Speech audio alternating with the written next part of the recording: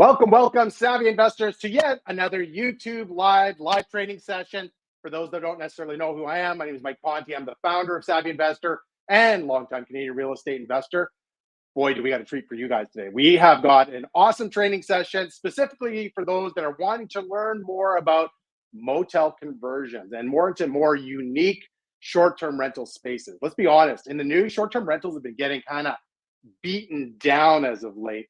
But imagine a really different strategy and a different segment where you can convert an already existing multi-use space with something maybe a little bit more chic. As the title said at the very beginning, it's turning something that is drab into fabulous. So with that being said, motels are always kind of on the top of people's minds when they are considering, I should say they're not on the top of people's minds when they're not maybe considering vacationing somewhere, but we got to change that little bit of a mindset. So again, with short-term rentals maybe under a little bit of attack from maybe some government bodies, and in addition, it could be a potential investment opportunity that we should all maybe be considering, as maybe we're seeing some Airbnb listings starting to kind of disappear. So with that being said, I am extremely honored and so happy to have someone that has actually done this, and I'm very excited to have her join us. And again, it's no other than Victoria Cluney from Cluney Co-Investments to share some of her wisdom and experience with our savvy investor community. So for those that have been kind of under a rock, I'm not sure if you have been, but Victoria is absolutely no stranger in our real estate investing space, as you will see her all over social media, with mortgage conversions being one of her most popular topics that she tends to share out there. In fact, I actually just saw something in a podcast just come out today as well. So again, for her, with almost 20 years of diverse experience in the real estate investing world when it comes to pre-construction, multifamily properties, short-term rentals, and of course, last but not least, a boutique waterfront motel, which is the topic of today, we are very, very excited to discuss this. Now, for those that don't necessarily know, she's actually honed in her leadership skills based on her career of 22 years. Again, 22 years. You look at her, she looks like she's like 20 years old, right? And so in the Canadian Armed Forces. So don't mess with her either, for those of you that are partnering up with her. So with that being said, she's also a real estate investor, a coach, a mentor, a speaker as well. And most of all, truly, truly incredible person. Very, very honored that I had the opportunity to bring her on. And I just actually met her earlier this year. And again, big fan of hers. So with that being said, we're very honored to have her. She's got an amazing wealth of knowledge, and I'm very proud that she's going to be sharing it with our savvy investor community today. So with that being said, before we bring her on, I just want to also highlight that this episode is actually brought to you by our friends at Control and Compound, one of our trusted partners. So if you are looking for creative ways to fund your next real estate investing project, consider Infinite Banking as part of your financing strategy, where you become the bank. To learn more about Infinite Banking, get access to some amazing books, podcasts, and webinars, make sure that you click on the link in the description below to also get an access to a free coaching session as well. And the description is referenced in the description in the comments. So with that, without further ado, let's make sure we bring in our guest speaker, Miss Victoria Cluney. Hey, Victoria, how are you doing today? My cheeks are so rosy right now listening to that intro. Thank you very much. I'm really, really excited to be here. It's great to have you here. So again, Victoria, for a lot of people, we've got investors that are literally all over North America. Maybe if you don't mind, just sharing a little bit about yourself, who you are, what you do, all of that wonderful stuff. So. Yeah, I mean, I always start off saying I'm an onion. There are many layers to me, but really started very young. I joined the military when I was 18 years old. I was a little bit of a bad egg, and this was a way to get me on the straight and narrow, and it didn't work, by the way, but I was able to get a career out of it and also start investing very unintentionally. My introduction to real estate really was very young. I bought my first house, which was pre-construction. It was a townhouse, and I was 20. So I moved from Ontario to Nova Scotia when I first joined, and decided that my first house would be pre-construction. So I'm picking out, templates that the contractors have, and you've got like 7 different choices for flooring and cabinetry and countertop. And then I sold that about a year later for profit, and then decided to go into a bigger house. And so I built an actual house, and now I'm designing and I'm picking my roof color and siding. Back then it was cherry wood countertops. I'll never forget that, or cherry wood white Cabinets, countertops. yeah. Mm-hmm. That's what I went with. But yeah, I just kind of rolled into it. And throughout the whole time, I went about 10 years really resenting being a landlord, because everything that I was doing was more out of necessity, and it wasn't because I wanted to do it. It was like I got posted to the US, and so I had to, instead of selling my house, which at the time it was about 2005, we would have lost a lot of money because, you know, the market wasn't very hot. And so I decided to rent it out. So I found that I was very resourceful throughout that time, but I was in a space that I just was not enjoying. I did not enjoy being a landlord, especially at 20. If I look young at 40, you can imagine what I look like when I was 20. And so having grown men call me to like some plumbing issue, and I don't know what I'm doing, and I really am not interested or invested in it. So long story short, 10 years go by. I decide to sell everything after my financial advisor told me that I should refinance my house. And I thought it was a scam. Like, that's how ignorant I was to the world of investing. Sold everything. By that time, I'd met my husband, convinced him to rent out his BC condo. And when we saw the money, like physically actually saw the money, that's when I knew I needed to get right back into the market and become intentional. And that was a big pivot for me, was then deciding that I was going to be a real estate investor, and then start to look into education, look into, you know, purchasing properties with a purpose. Good. And what was that purpose for you? What was it? At the time, it was money, to be honest. It was like, you know, so again, I was not on social media. Being in the military, you are not, I joined the military and started investing before Facebook was even a thing. And so I really rejected social media for a long time. And then, so what happened though, I wouldn't attend things like this, like these types of events, things that you put on social media. It plants seeds in people, and it gives people idea and insight. And you know, I didn't expose myself to anything. So I was very narrow-minded, and I was looking for small multifamily. That was it. And knew how to run numbers just from like a logical sense, not from educated. But now we're going to do like a big shift. I mean, I'm going to fast forward again another, I don't know, 5-6 years, where we're seeing a lot of tenant landlord conflicts, we'll call it. We're seeing a lot, right? Strategies that don't feel ethical or, you know, have integrity to me. And whether or not, there's just a lot of lack of control that's happening with the government policies, which I think we're going to talk about tonight anyways, which, you know, helps me with my motel.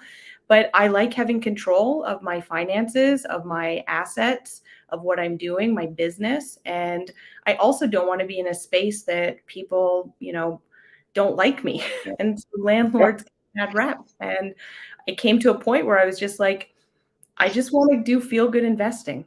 I'm not doing this because I have to do it. I'm doing it really because I want to create a life for myself. And it's, people think always like 10 years in the future. And but we are living today. And so you really need to be, you can make money doing what you love.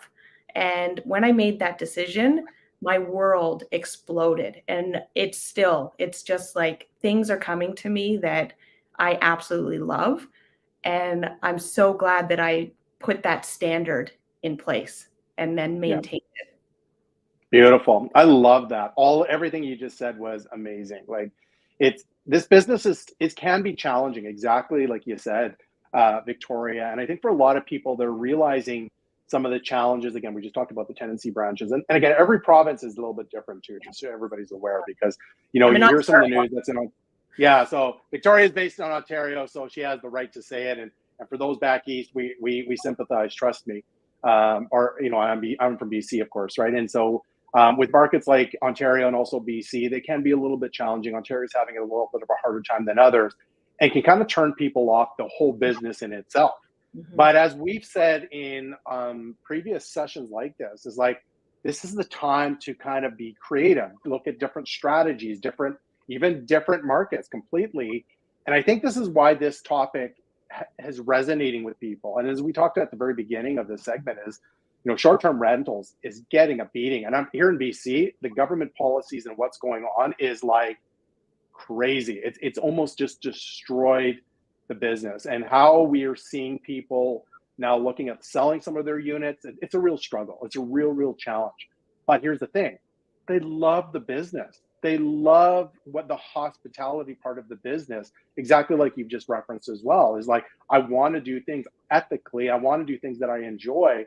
And so a lot of people love that whole segment. But again, it's being challenged by so many different other outside obstacles, which is crazy. So comes kind of to the discussion right now. So what made you kind of want to get into this trend, conversion to kind of more traditional motels? And so with that being said, I know there's a lot of people that reached out to me, is like, I'm so interested. And even for myself, it's just like, you think about motels, kind of think about like, Schitt's Creek, if anybody ever watched that series, love it. It's a great show, just so you guys are well aware. If you want, it's a great series. But kind of small and dingy and smelly and all that stuff like that. But you did it. You created something, a beautiful space, which you call the Breeze Motel. So maybe you can just share a little bit about your transition over to some of the things that you've done to something that you, I guess, kind of enjoy now. So maybe you don't mind sharing a little bit about that. Happy to. So as I mentioned, I was looking at small multifamily and, tried and true. And I still have them and I believe in them. It's great to have like a diverse portfolio because of the challenging times, it ebbs and flows. But my family and I were looking for a cottage for a number of years. And so we were very versed in the market for cottages in Nova Scotia. We were living in Nova Scotia at the time. And we found one. So I always remember this vividly. It was Mother's Day. I was in bed, of course. I was, being served breakfast. It was lovely. And I'm scrolling my phone and I'm on Kijiji and it just popped up, unique cottages. And it was a private sale. And I knew. And I looked at it and I said to my husband, I was like, we need to go and see this. It was just fresh on. It was a snowstorm that day. And the only reason he agreed to take me was because it was Mother's Day. So the sun, moon, stars aligned. I got to the cottage. I asked permission to walk the lot. And I just knew that this was it. And what it was a cottage, a small cottage right on a lake. And then down the road, maybe like 100 meters, there was this beautiful path. And there was these 3 bunkies that were also facing the lake. What had happened was it was a family that had bought the land and they used the main cottage as their area to congregate. And then they used the bunkies for each of their families. And so They were identical. They were beautiful, outdated inside, but there was power, there was electricity, but there was no water. So they were all using an outhouse.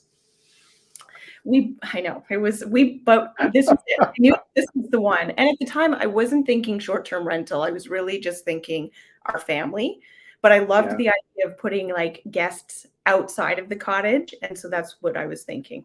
But of course, like always business-minded, resourceful, I thought, well, why don't I outfit these bunkies and then I can rent them?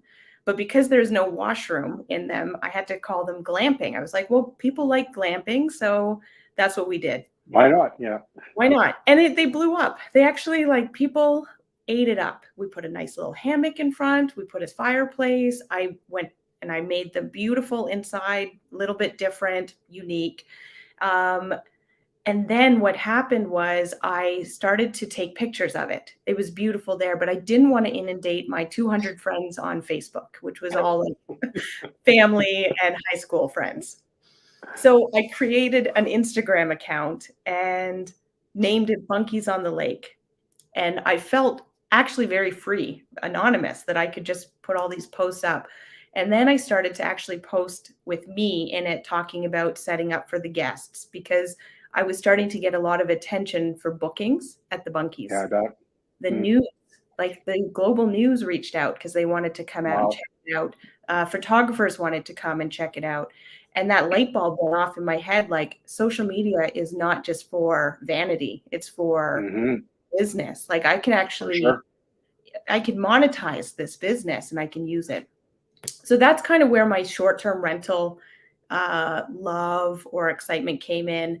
We ended up selling those cottages because we were posted to Ottawa. And I felt a disconnect. Like I felt like this creative outlet was taken from me. Because again, in the military, I'm very, in my box. This is what I can do. You wear a uniform, like you're not very creative with the military. It's very structured. And I had this freedom for the first time in my life that I could just like roll with it, make decisions and be autonomous. And that's when I created my own social media account, but that's just a whole other story and what that's done for me. But my love for that type of property and asset and investing stemmed from that. I went back into the multifamily stream because that's what I thought was the right thing to do, very focused on that, have bought great properties and expanded my portfolio. And then, as we said, I got into that, friction of it doesn't feel good to me anymore. Yeah. Well, long story short, again, my property manager, who I'd eventually hired for the bunkies, I invited her to come and do an East Coast kitchen party. I did a virtual one because I was feeling homesick in Ottawa and I was still investing in Nova Scotia.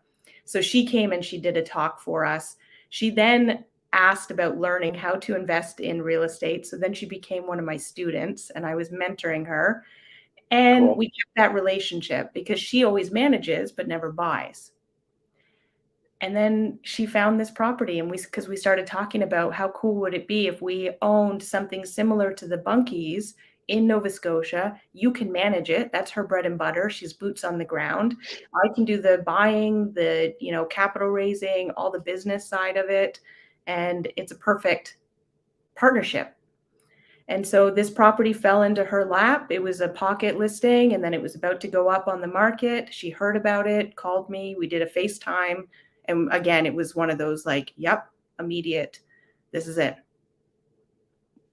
So cool. And just so you guys know, I brought some pictures of I love that. Of this. So kind of neat stuff. So you can see Victoria and her partner. Noelle. I'm sorry, I don't know your partner, Noelle, joining us as well. So it's kind of cool to kind of see the property in itself. So obviously you can kind of see the background a little bit. Hard at work. Victoria, you can chime in. Obviously, these are your images. So, yeah.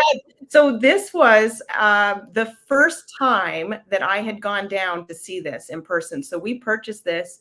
We signed the contract in August, and now this is December. So we didn't close until November because it was a share sale. So that takes its own time. And of course, we want to do our due diligence. And then I flew down around this time last year, about a year ago. And these pictures are taken. So we hired a social media crew, local company in Nova Scotia. And literally, we're having the time of our life. So that must have been, I think that looks like a picture from the Google.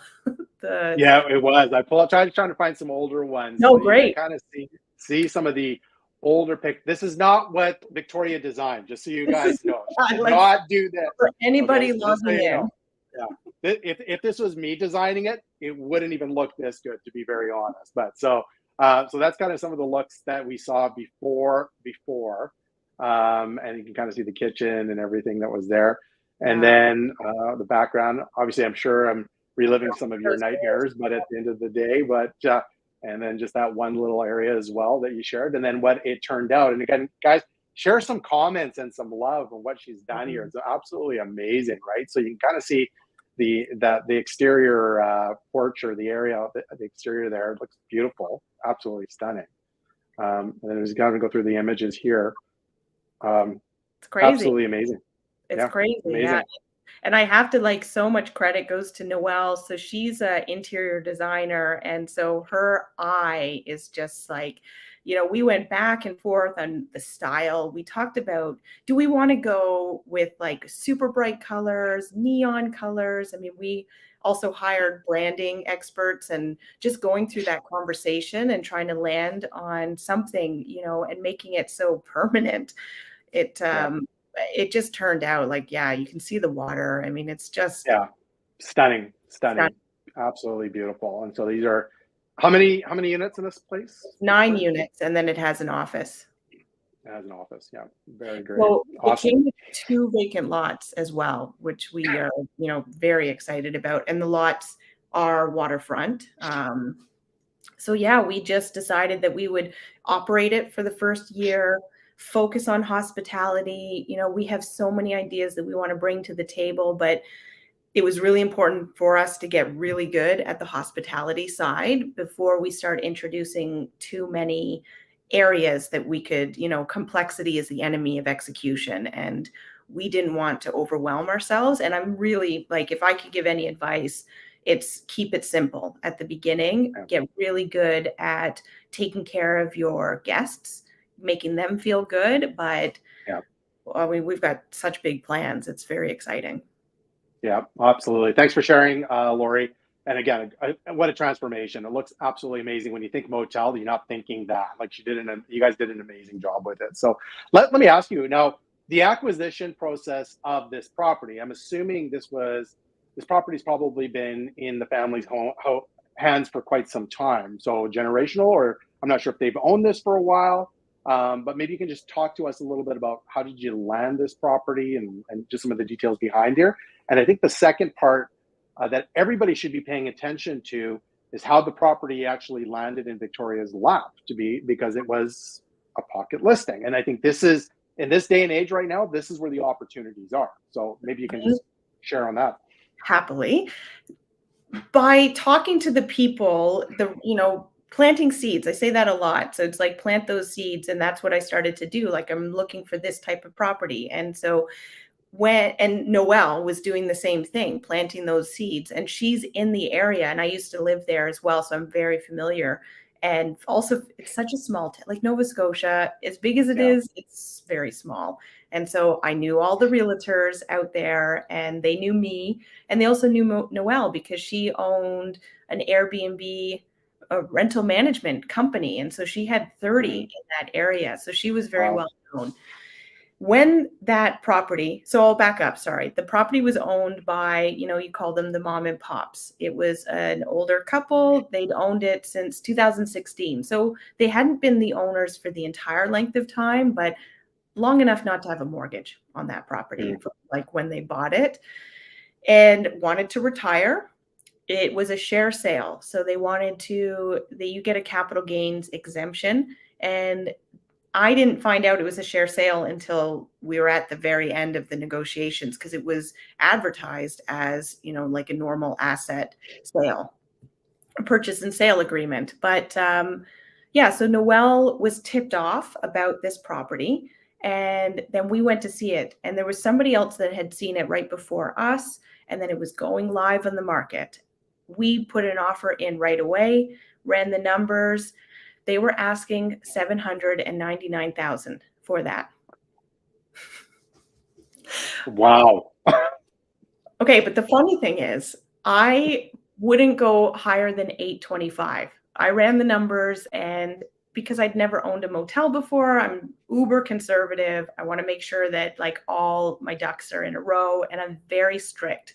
I will walk away from the best deal ever, which we ended up doing. So we were not the ones that got picked.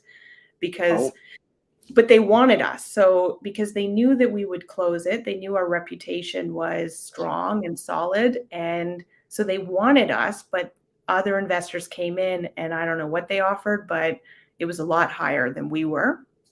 And I stuck to my guns and I said, no, I won't go more than $825, but I'll be your backup. And I asked them what the length of condition was from the first investor. So talk about like savvy investing, right? They told me 3 weeks. And I knew then and there, you're not going to close that type of property in 3 weeks, and it's a share sale. So unless they're coming with cash to buy that, that's not happening. And I put my condition for the backup 1 day after the 3 weeks. So I said we wouldn't walk after that. And it worked out. I called all of my people. I called my appraiser. I called my home inspector, the financer. I called everybody, the environmental. because those guys take a long time to Take book. forever.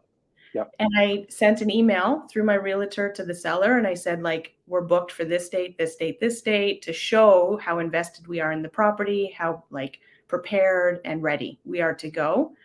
So come 3 weeks, the first ones hadn't even spent a dime on, they hadn't done any inspections or anything. Like they're still muddling through. And so that was enough for the seller to jump over. I went up 10 more thousand. So I went to 835, whopping 835, and bought 9 units. Two lots, well, 3 lots. It's an acre on the waterfront in Wolfville, Nova Scotia. So it's pretty.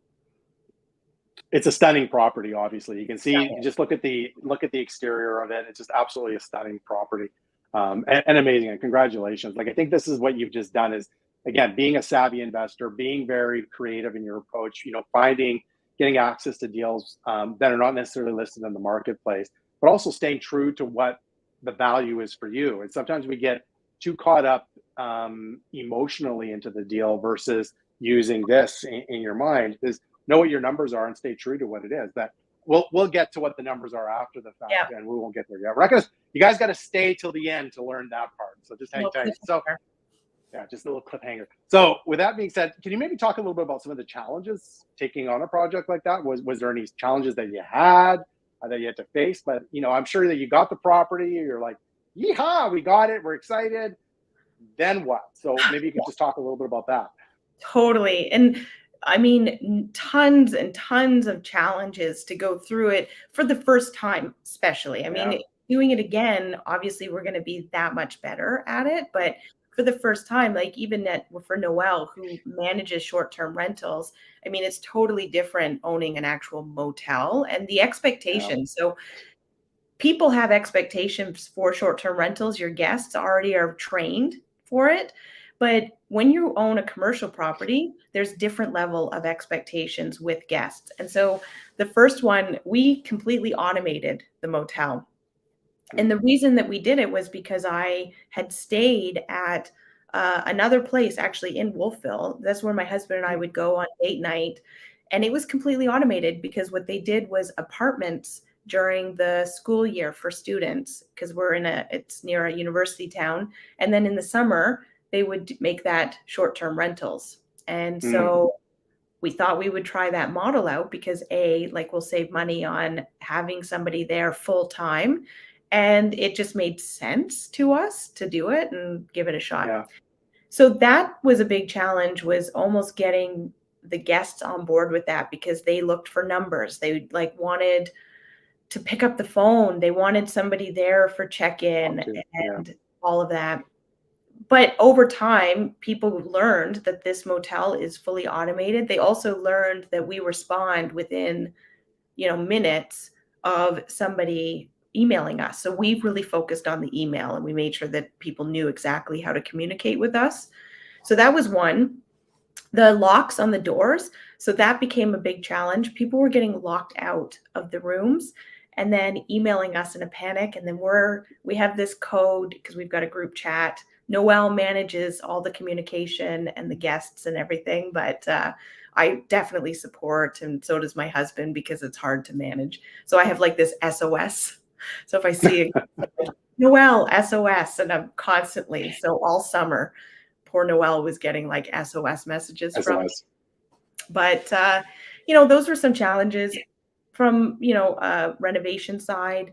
We tore the bathrooms out and just found tons of condensation behind the walls that really didn't show up during the home inspection. So you don't know what to expect there. We had to upgrade all the plumbing, and it was a decision that we made just based on, it was at the end of life. And, you think of risk, and I would rather do it a year or two early than for it to, burst a pipe while guests are in there, or it's summer season. So we just made some decisions. We of course went over budget, but everything you just had to have, we had to have it painted white.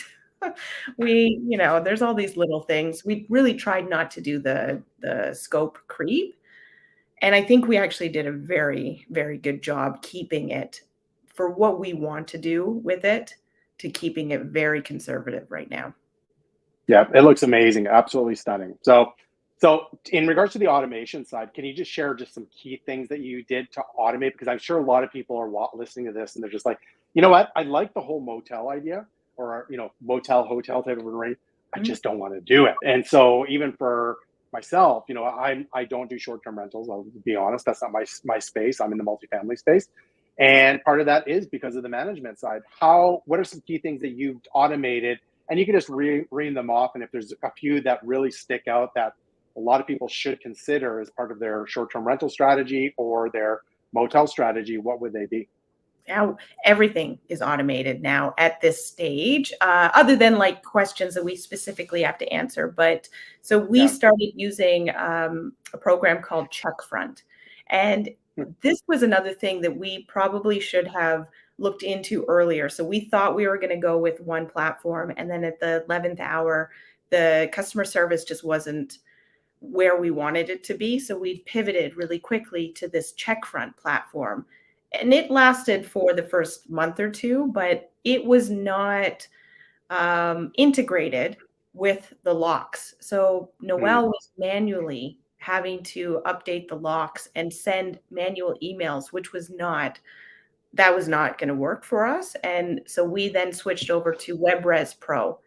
And WebRes Pro with this other platform called Operto, that integrates. And now what's happening is we're able to outsource to Expedia. We can go Airbnb. We can go TripAdvisor because we were all direct booking just through CheckFront.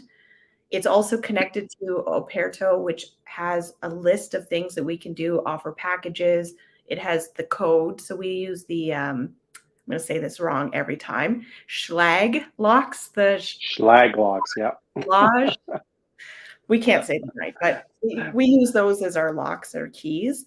And now everything is starting to feel much better, much more automated. We're learning some things. So like, for example, Expedia does not collect the money from people. So we, for a week, thought that people were paying us. And in fact, they weren't. They were staying for free. And so there was my goodness. Oh, it was over $11,000 that we weren't collecting from people. And so, it's all those little things that you just have to go through to understand the nuances for each and every platform and avenue. But now it's wonderful. People can book. They book directly through the website or through one of those platforms. They get an email sent out to them automatically. It's a nice welcome email, gives them their personal code, and they arrive. They can text us. We have now, as of a week ago, brought a phone to the motel. So we're using the Grasshopper app. I think that's what it's called. And it's great because the phone calls Noel. And if Noel doesn't pick up, it goes to my husband. So we've got this like backup system. For a while, people found my number and I would pick up the phone and they'd be like, is this the Breeze Motel? And I would just be so awkward because I want the customer service experience, but I have no idea how to book somebody in or, go through that process. So it's lots of lessons learned and, we kind of figured it out the hard way. It's just what it is. You figure it out. It's just like anything. You get an obstacle in front of you. There's always a solution. Just got to figure it out. So that's it. Unfortunately, I think we've all learned $10,000 or $11,000 mistakes. I know I've done that several times. But again, it only takes a couple of times before you figure it out, right? You just don't want to do that too often, right? So very good. We got it back, for the most part. So we were able, we emailed the guests and we were very just so sorry, but you haven't been charged. We're going to, charge the credit card. And only one guest scammed us so far. So That's good. That's great. Yeah. So let's go back to kind of the acquisition side and specifically financing. Financing just in the best of times is going to be a challenge. And when you're trying to do short-term rental, multifamily, banks are not necessarily liking it so much. So I'm intrigued to I'm sure a lot of people are that are listening today and are watching the recording. Tell us a little bit about the financing process there, whether the banks think about it. How did you guys do it? So. And I have a very good relationship with credit union in Nova Scotia. I've bought a number of properties through them, and the fact that they are local, they understand, the value of the property that we purchased. And so it does give a lot of weight to the file at the get-go from the beginning. For financing, you're going to hate me, but we ended up getting 4.95%. This was a year ago. Wow. The kicker is I only took the 3-year, not the 5-year. So that's on me, but we had to put down 35%. So it was a 65% loan to value. But for $835,000, it didn't break the bank. And then for the rest of it, it was private. So we did private lending, and it was in phases because for the construction, we only paid 25% up front, and then we needed enough to support the property over the 7 months that it wasn't generating revenue. But again, it's the mortgage, the insurance, it's the basic expenses, and then the final renovation. But by that time, we opened up all of the doors. We started to bring guests in basically the first day that we were open. And after that, it just started to flow in. So we've been able to pay off the renovation and support the motel. And, now we're going through the refinance process. Awesome. So let's talk about refinancing. So you did all this amazing work. We'll talk about the design aspect of things in a second, but you did it. So maybe you could just highlight a little bit about, I don't know if you've got a new appraised value or you paid investors back. I'd be intrigued. I'm sure many people here are wondering, let's hear what Victoria's done. So let's hear it. Let's hear it. We had it appraised for, when we bought it, $835. The as is value was $870. So it wasn't actually too far off, right? And again, that was all based on revenue because it's commercial. And so that was the value that the appraiser could give us. But then what he did was the as complete value, and he gave me a letter on that. We gave him a little bit of a business model that we planned, what we plan to rent, or what's the word I'm looking for? Renovate? Not rent it, but I should know these words. But charge in regards to the nightly. Rate, yeah. So we gave him the nightly rate. We gave him, the occupancy that we were expecting. And then he valued it at 1.9 to 2.3. So we were pretty happy with that. It gave me the confidence, because there was so much margin between what that was, because we had to decide, do we want equity investors or do we want to go private capital? So we went private. And now I actually wasn't going to refinance that property for 2.5 years. I was going to go at the 2.5-year mark, refi, good to go.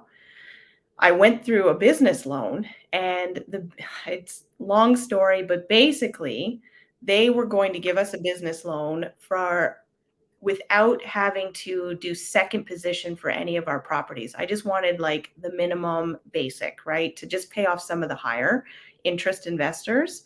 And they, in the 11th hour, came in and did second position, which I was like, that's not cool. We've been working on this for a long time. So then went to the bank and said, when can we do a refinance?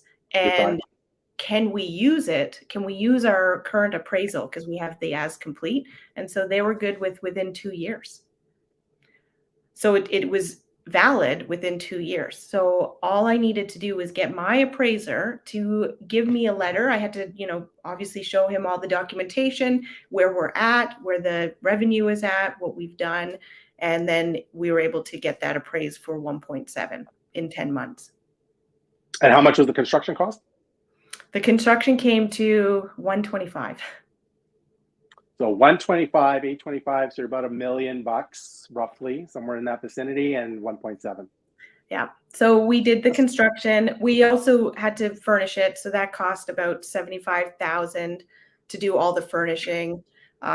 We put about 20 grand into the branding. Of course, we paid for the social media. And so Mhm. all of that to get, and then interest. But yeah, like we're still sitting pretty. Yeah, that's not a bad day at the bank, to be honest No, with you. Who would like those types of returns in what, a year? Is that what you said? About a year? thanks. 10 months. Okay. Raise your hands, give us a comment. I'm sure you guys all would love it. Congratulations to both you and your partner on this, and everybody that's involved. I think that's just fantastic. So again, very cool, very exciting. It's just, again, you got to probably pique everybody's interest.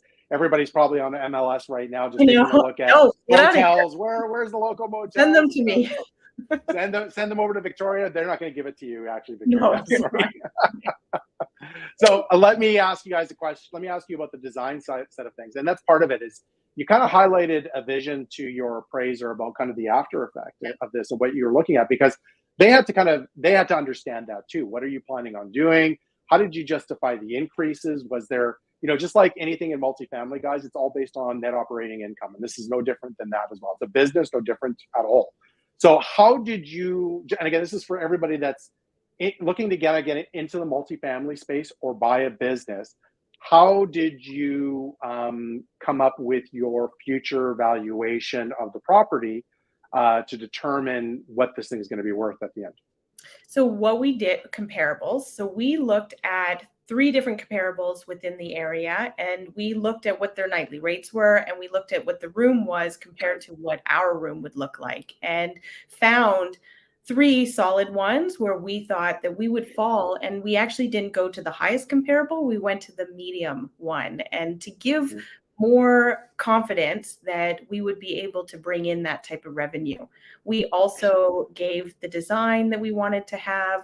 We also talked about how we wanted to expand it. And then the other areas that we talked about was the occupancy. And I thought I was being very conservative, and I put us at 40% occupancy. We were increasing the, what's it called? The rent rate? No, the seasons. So because this motel only was open between May to about October. So what we wanted to do was increase the seasons. And so now what we're doing, we just actually winterized it yesterday. So we're going to the end of November. We plan to actually make this 4 seasons eventually, but it needs to get spray foamed underneath. We installed 9 heat pumps in it. So we gave a full detailed plan in how we were going to execute exactly what we wanted to do. It wasn't enough to just say what we were doing. It was that we needed to show exactly how we would achieve the numbers that we were planning to get. Amazing. Absolutely amazing stuff. So that's very cool. So converting it kind of a two season location to trying to convert it to 4. So that's obviously increasing net operating income right off the bat, right? So that's fantastic. So for those of you that are watching this live, this is your time. This is an opportunity to ask Victoria questions. So post them in the comments section. If you've got questions about motel conversions, this is for you. So go ahead and start asking. So one of the things that you highlighted a couple of times is guest experiences, and that's extremely crucial. And so maybe you can just share a little bit about some of the things that you are doing to enhance, or and I guess that's even part of the design process from the very beginning, is how do we convert this from a 2 season to a 4 season? How do we ensure that they have memorable feedback? And I would assume with that memorable feedback, they're wanting to come back again and again. So how did you create a positive guest experience, and was that planned? How did you plan that for the future? So it's a good question, and we had to be very intentional with it, because being automated motel, then our actual reaction or interaction with our guests is very limited. So we have to make sure that they feel still that they are part of the experience. And right. I love that you said experience, because that's important to us, that they come to this motel and it's not just a place to hang their hat, which is what typical motels are for people. It's, just somewhere on your travels to get somewhere. We want this to be a destination. So we created a big emphasis around community to begin with. And we actually got the community involved right from the very beginning. Social media has been amazing. I never expected TikTok to be the place, but I posted one video once about being there, just talking about the condition of the motel and what our plans were. It blew up.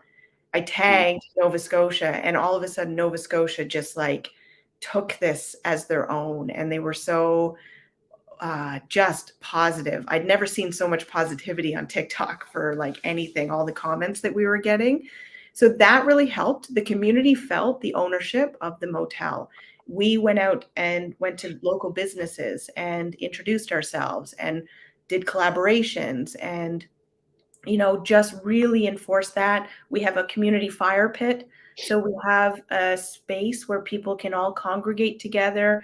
We have little seating outside. We put a really, nice welcome note. We try to tell them about local attractions. We also try to give them, again, that feeling. So Noelle and I have been almost like the motel is the main character and we're the supporting characters. And so people get to interact with us online. We respond to all the Google reviews, and we actually went and responded to all the previous ones and invited them to come back and explain that it's under new management because we had to buy the business. And so I did see somebody asking about share sale. And so a share sale is the fact that we purchased the business with the property. But what comes with that is the good, the bad, the ugly. And I think the reviews were around a like 2.3.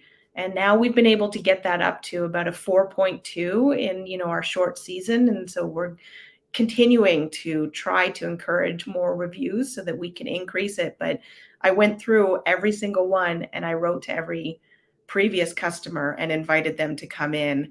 We leave, the gifts, the nice thing. I was in a hotel over the weekend and it was like $3 for a bottle of water. We leave water for people.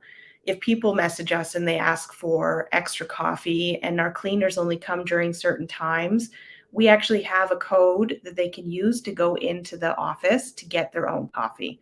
So we allow them in. Of course, we got cameras. We can see, and people are, you can see if somebody takes an extra pod, that's fine. But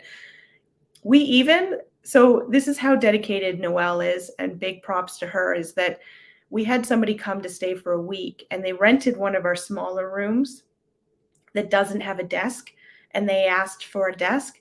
Well, Noelle went and got them a desk, bought a desk and put it in that room for them. And, Wow.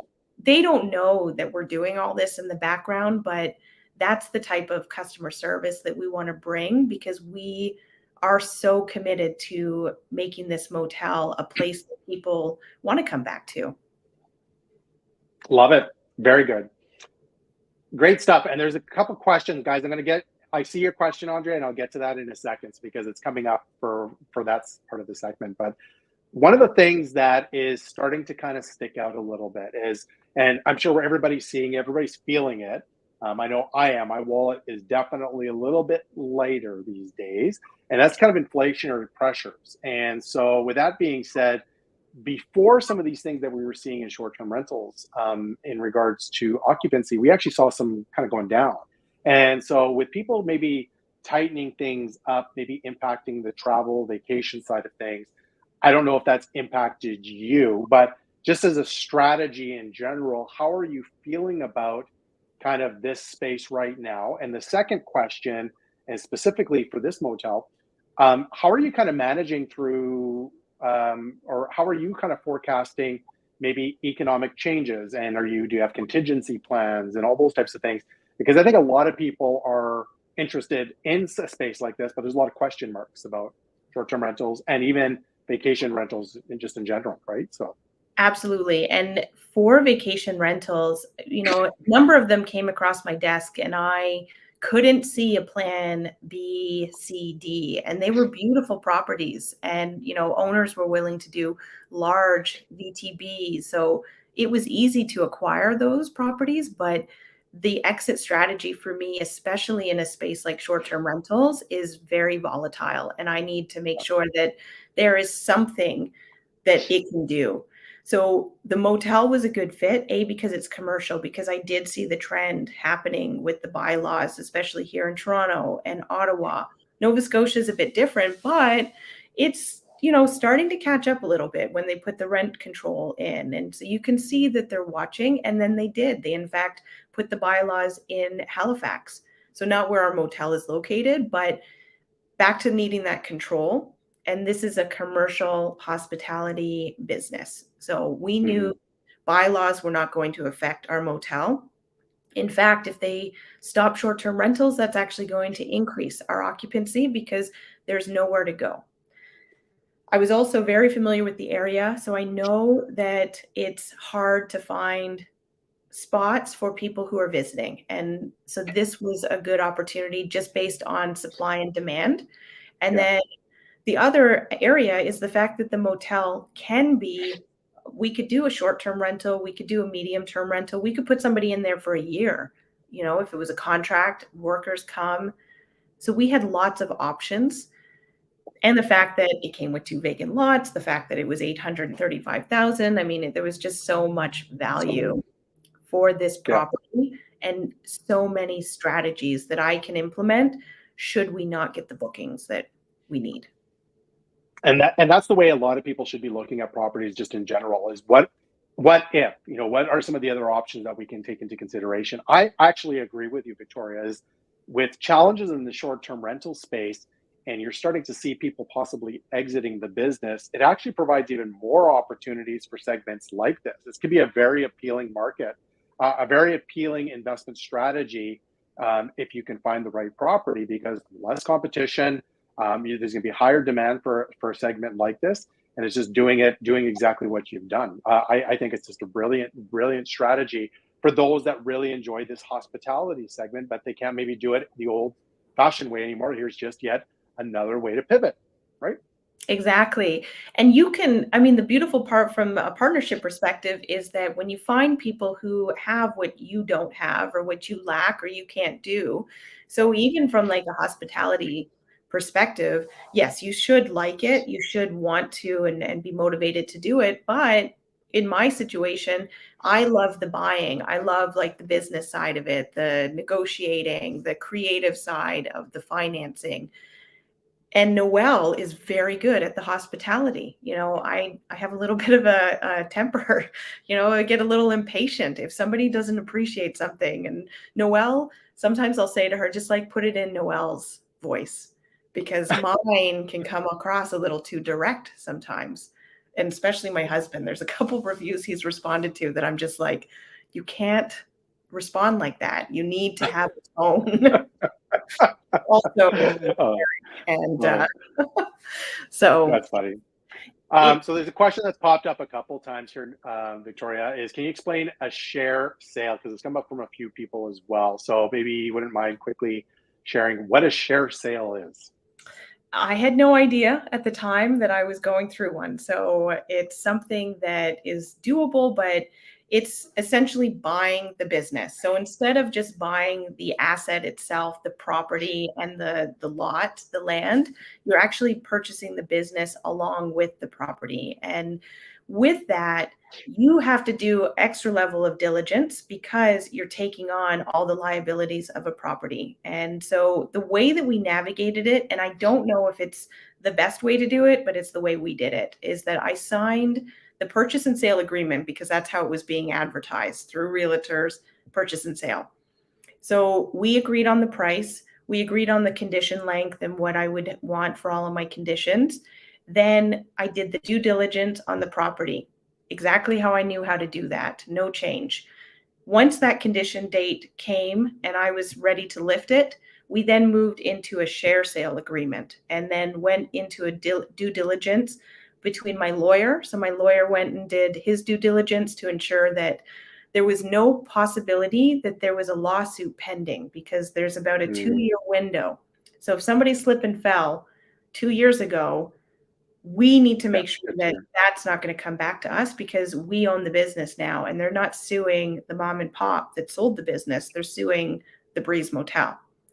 So that's the legal side of the due diligence. And then our accountant had to do a financial due diligence to make sure that CRA isn't coming after us, that all the bills were paid, that there's no unpaid stakeholders out there that their taxes are all up to date.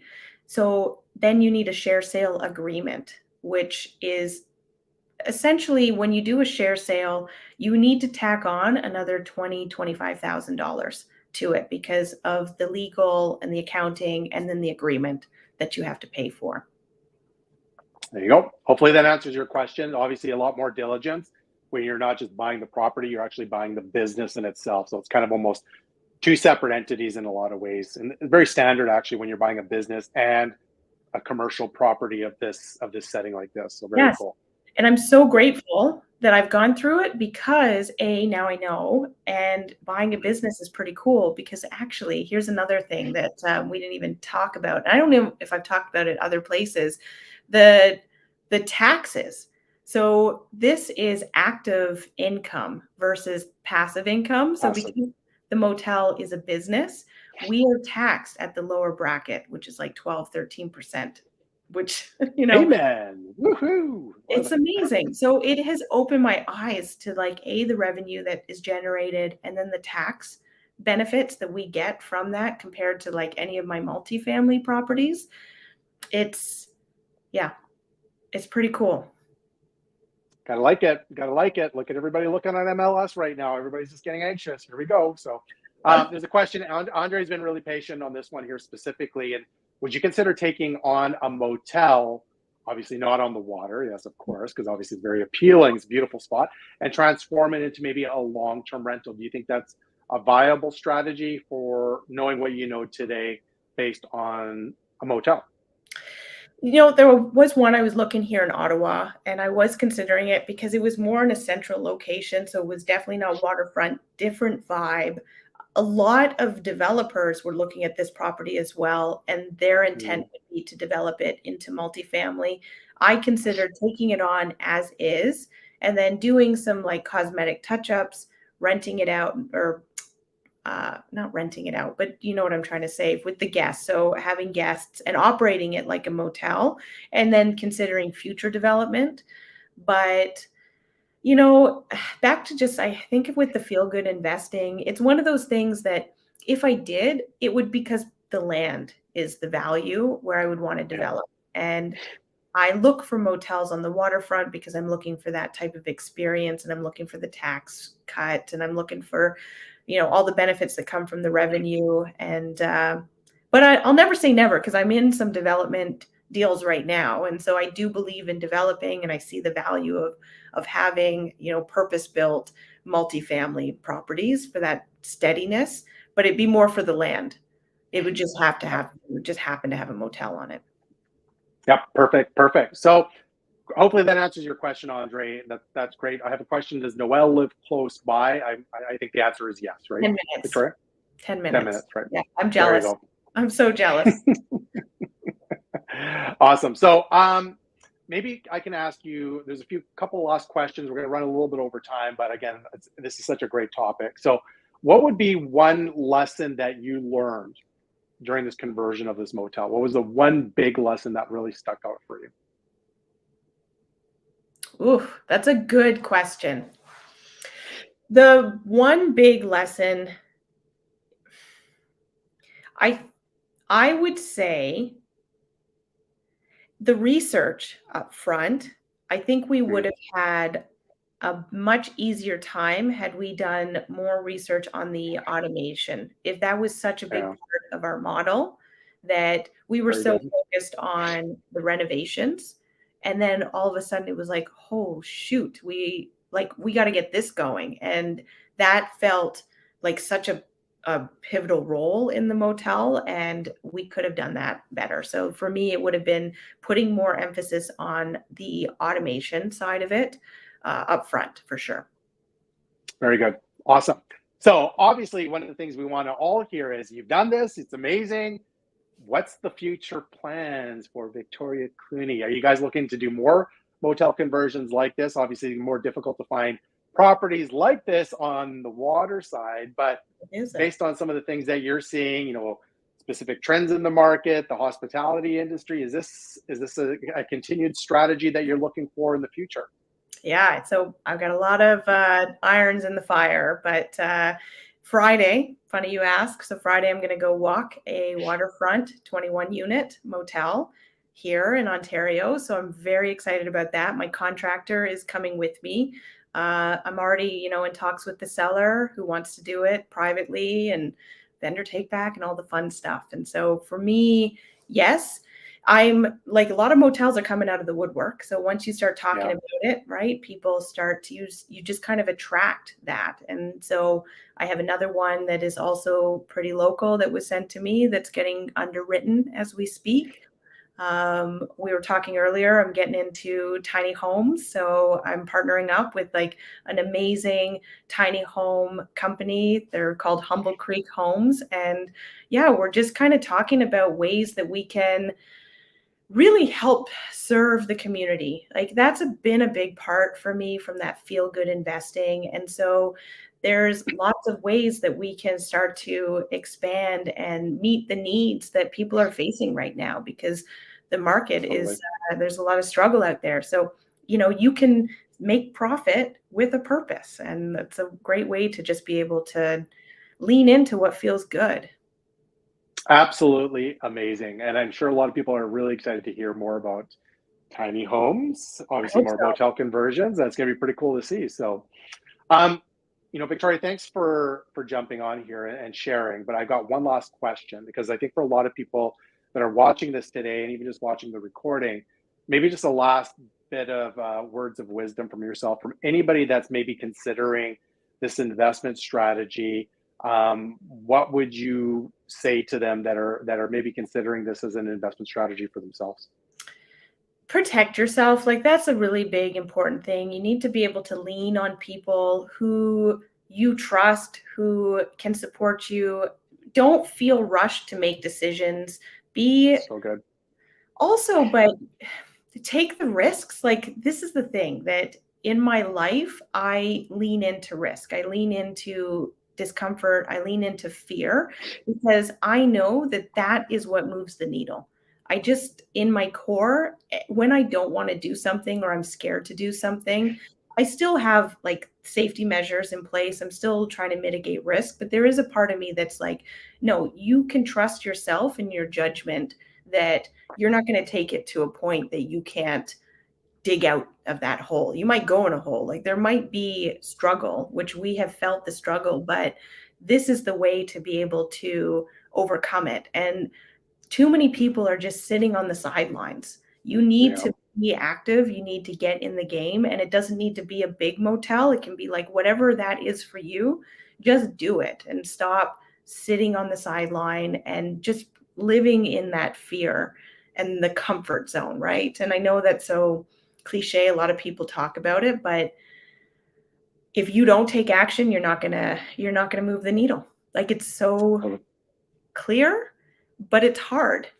And so everybody, I mean, the fact that like you've got Michael and he's got such an amazing community and you can reach out, you can ask me questions. I do voice text all the time for people. If they've got questions, it takes me 2 seconds. And so just take action and do it because everything I've done scared the hell out of me.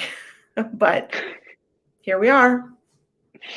Perfect. I'll put your phone number on the comment. I was joking. I won't do that. Be careful what you ask for. There, so people, yeah. Victoria, this is so amazing and great information. I hope you guys have all enjoyed what was shared today. For those that are wanting to know more about you or follow your journey, where do you recommend people to go to come find you? Probably Instagram. I think I'm the most communicative there and active. I'll answer all my DMs. If you want to learn more about me, my website is www.cluneyco.com. So I'm pretty much anywhere. Like go to any of the socials, you'll find me. Send me a message and just say like, "Hey, I was watching you on Michael's," and I will answer and we can have a good chat. Love it. Perfect. That's so great. And just so everybody knows, I put the information already in the description in the video here, including her phone number. I'm just joking. But honestly, just go ahead and check it out. Definitely go visit her Instagram page. She's got an amazing page. Go to her website. And it's like I said, this is a really exciting venture for you, Victoria. Congratulations to your success with this. And I can't thank you enough for being part of this. I really, really do appreciate this. Thank you for inviting me. I just like love your energy, and it's addictive. I was feeling pretty like tired and quiet, but now I'm pumped up. Got pumped up just before bedtime. I know. Still doing a couple runs around the block. Awesome.